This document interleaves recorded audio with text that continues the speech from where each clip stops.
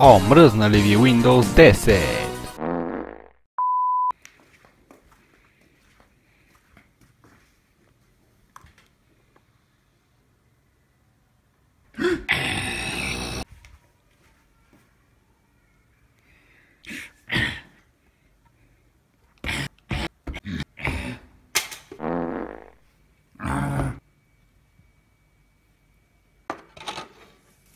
Здравейте хора, днеска докато се чудех какво да кача в интернет ми хрумна една луда идея. Защо да не пробвам да инсталирам Windows XP 64 битова версия на машина като лаптопа ми, който се води продукт на съвремието. И говоря като гей. Ще ви трябва един диск с Windows XP на него, хора, да, точно така, XP. И разбира се, бележника ви от 8 клас, защото на него е продуктовия код. Взимате диска и го слагате в компютъра. Тук започва копирането на файлове.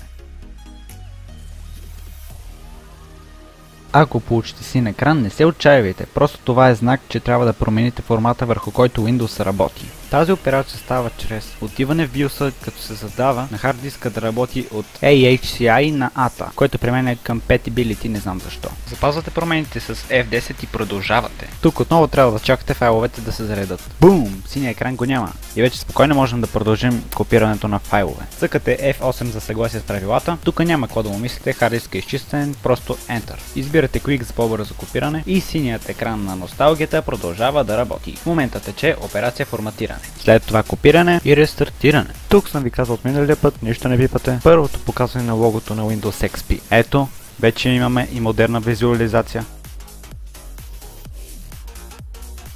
Идва ред да въведете името си. След това продуктовия код.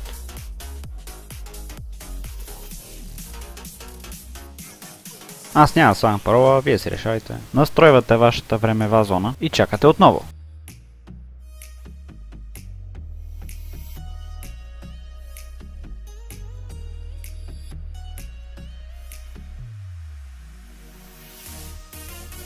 И за накрая довиждане и инсталационен екран. След рестартирането пак виждаме бултващото лого.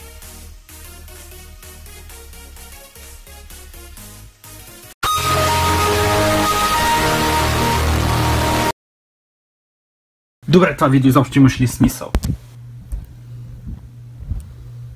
Може би. И пак съм с любимия ми монитор. Това е друг въпрос.